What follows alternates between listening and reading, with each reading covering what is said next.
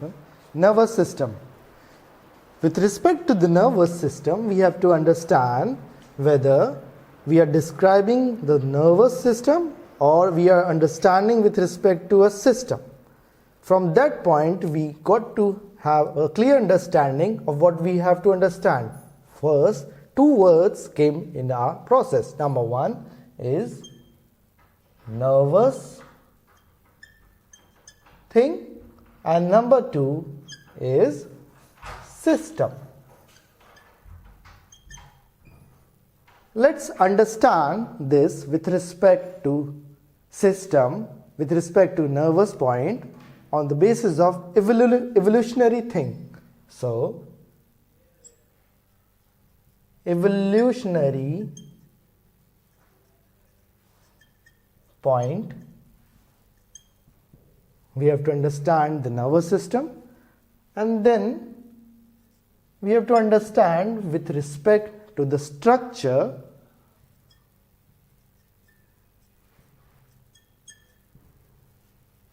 with respect to the component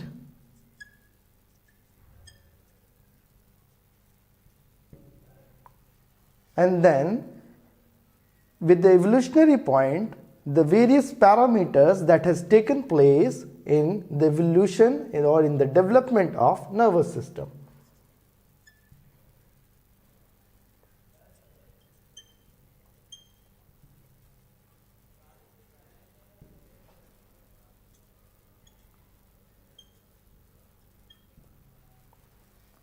So let's start with the evolutionary point. Before that, we have to understand what is the basic unit that is taking place in a nervous system. So, it comprises of the nerve cells. So, let's start with the nerve cell. Let's start with the nerve cell.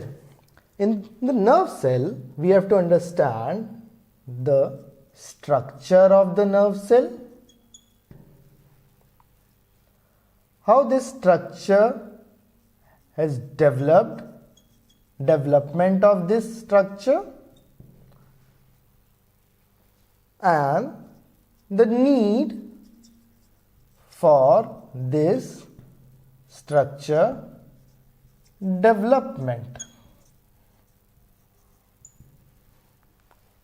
Okay. From the evolutionary point, if we start from the lower organism, first there was no need of nervous system. Then how these lower animals will have a stimulus from the environment. From that point, there arrive certain cells which are being required at that point for certain stimuluses so that other processes or other metabolic activities could take place. So, development of nerve nets started to take place. This phase of development continued with higher vertebrates leading to more evolutionary pattern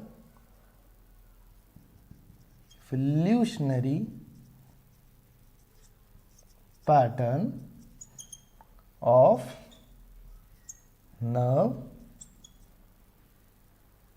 cells. Okay. So now let's study the structure of the nerve cell.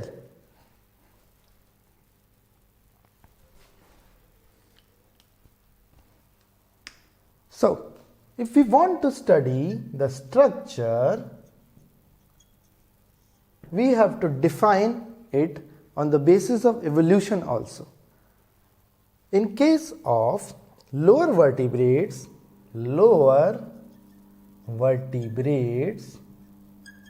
and higher vertebrates,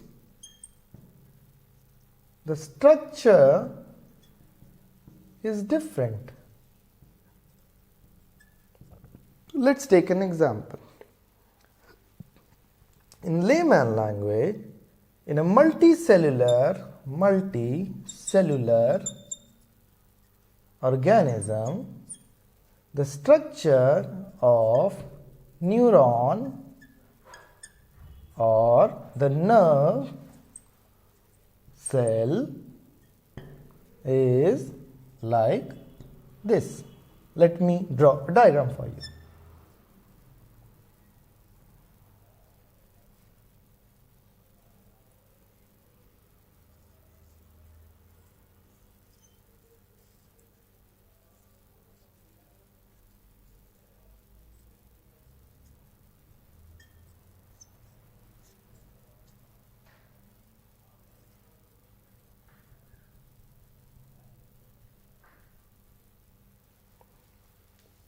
This is the nerve structure or the cell neuron structure that we see in a multicellular structure.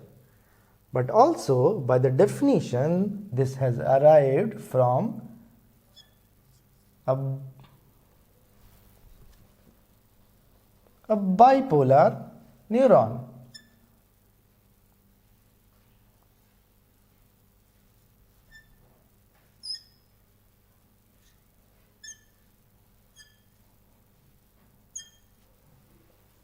Which has got developed from a unipolar neuron. This is a unipolar, this is a bipolar, and this is a multipolar neuron.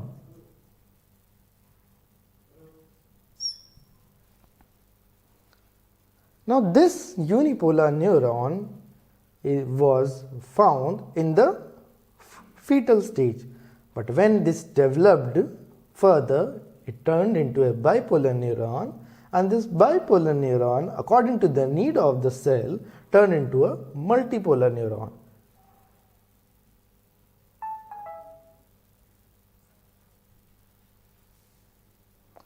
We can further divide the neuron on the basis of myelin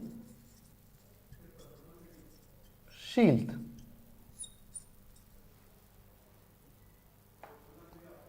What is a myelin sheath? The myelin sheath is a covering along the neuron. What is the purpose of that myelin sheath? The purpose is in the conduction of the electrical stimulus. It hinders the electrical stimulus. So, the point is why it hinders the electrical stimulus. For that, we have to understand one more basic thing, that is, we have to understand with respect to stimulus that is being spread out. In case of neuron, the stimulus is being spread out through two processes. Number one, through electrical thing, and number two, through saltatory conduction. Now, there comes the point where the role of myelin sheath arrives. Now, this saltatory conduction, if I want to show you, from this is a dendronic portion of the neuron, this is the cell body, and this is the axonic portion of the neuron. From this, stimulus arrives and it lands up here. From there, it lands up here, and then it moves from here to here, and it jumps from here to here. What is this jumping called? This is the saltatory conduction. while explaining how the neuron function, we will further discuss this thing.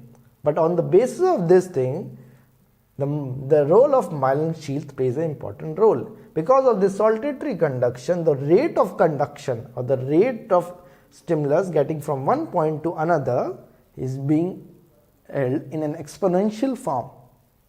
So, on the basis of the myelin sheath, we have got myelinated neuron and non-myelinated neuron. There could be a further classification of the neuron on the basis of the diameter of the neuron. So, on the basis of diameter, we have got alpha type neuron, beta type neuron, theta type neuron, or it could be A type, B type, C type, or D type. By diameter means I mean this thing, the diameter of the neuron. So, where this role of this diameter arises? How can we find out the diameter? The role of the diameter arises in conduction only. Okay, because nerve follow all or none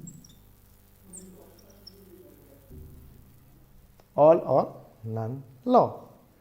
Okay, so this was all with the structure of the neuron. One more thing, with respect to the classification of the neuron. Now, one more thing with respect to, now we will discuss the structure of the neuron, mainly of the multipolar neuron. If we want to talk about the structure, we have to we'll just make a structure of the neuron.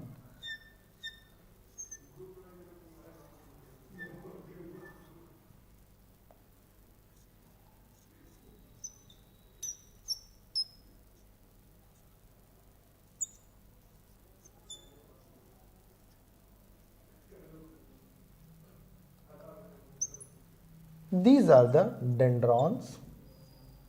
This is the cytonic portion. This is an axon. Okay.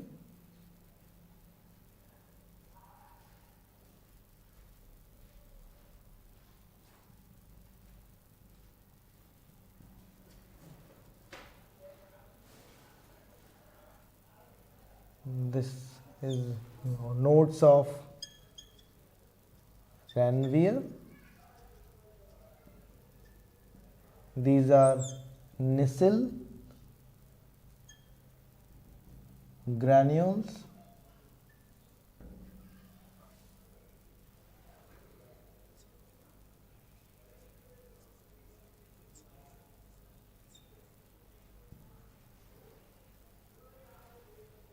These are the vacuoles,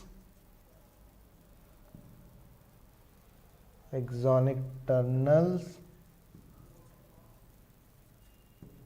Okay, let's start with the structure. So, these are the dendronic portion. What is the role of dendrons? This is a normal cell. Let's try to differentiate a neuron from a other cell. Neuron from other cell. Let's try to distinguish with respect to the components. A normal cell has got a structure called a cell body, like this, having a nucleus and the organelles around it, right?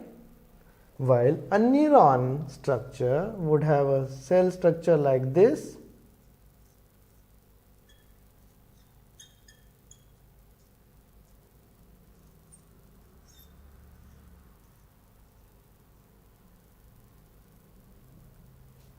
okay.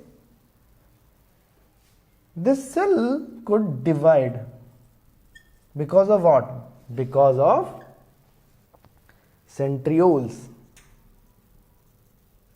present in the cell, while this neuron cannot divide,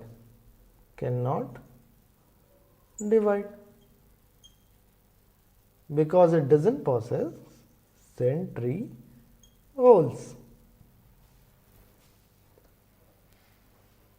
Number one difference is this.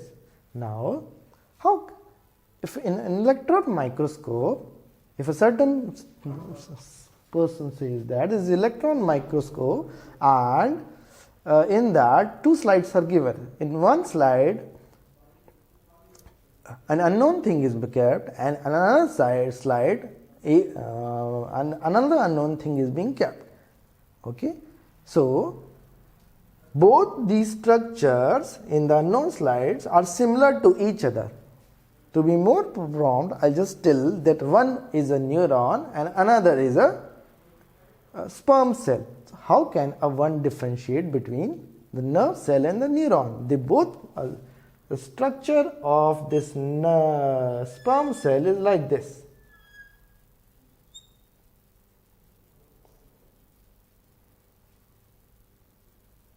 It too had a similar structure. It too had a tail. It too had a tail-like structure. Fine. But the thing with the sperm cell is that the sperm cell has got the centrioles, while the neuron doesn't have a centriole. Okay, that's been clearly visible in this thing, in an compound microscope. Fine. Okay. Now with the cell body, this too has a cell body, but it too had a cell body plus appendages. What are appendages?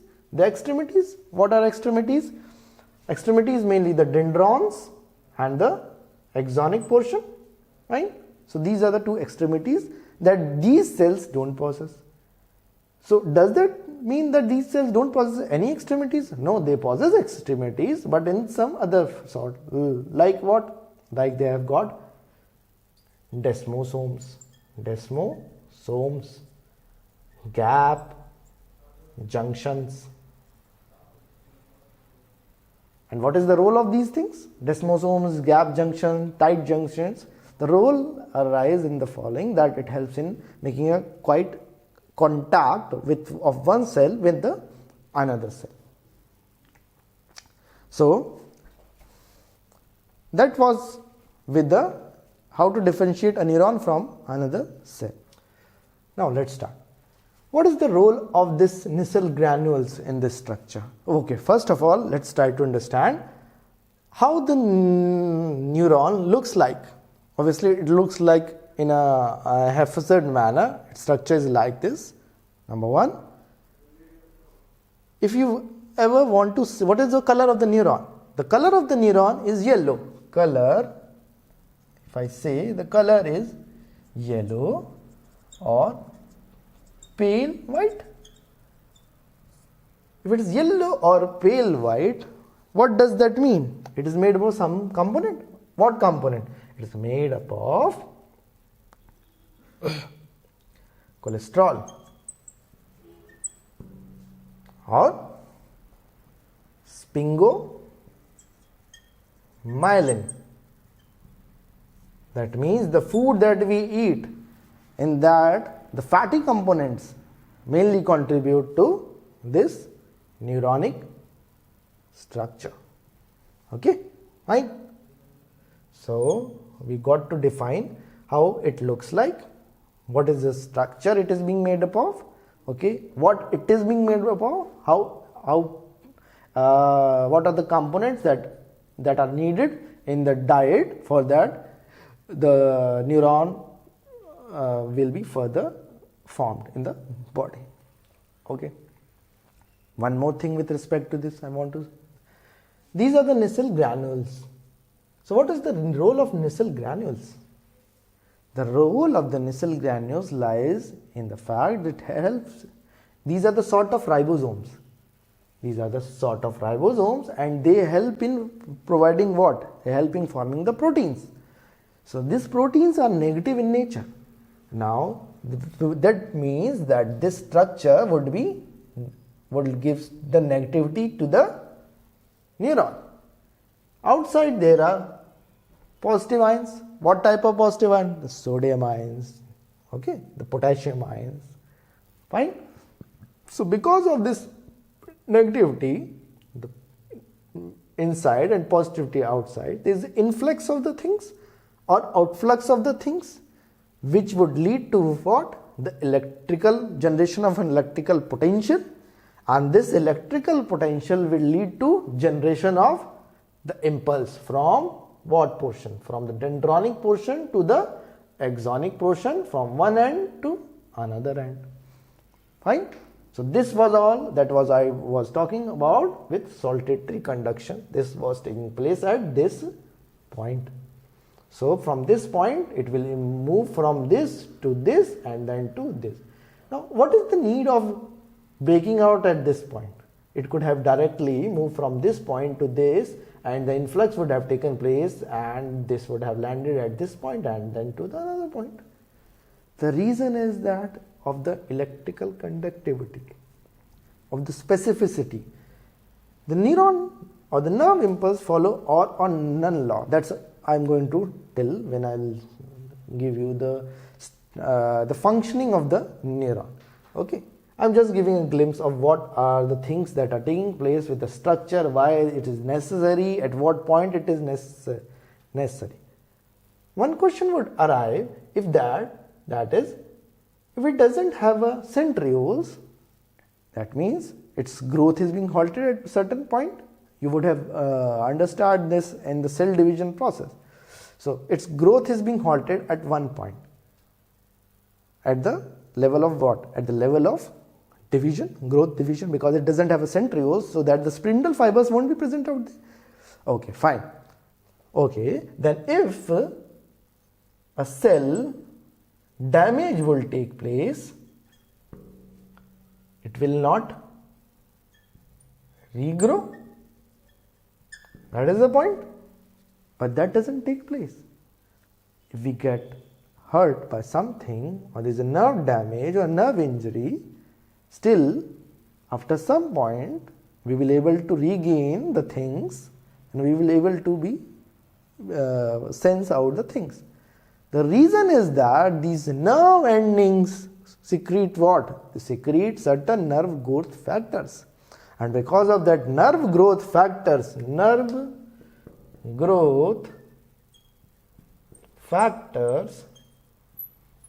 because of these nerve growth factors, the neuron grows. That's why if a facial nerve has been broken away, and remember one thing, the nerves of the central nervous system, comprising of the cranial nerves and the spinal nerves, okay, they don't regrow.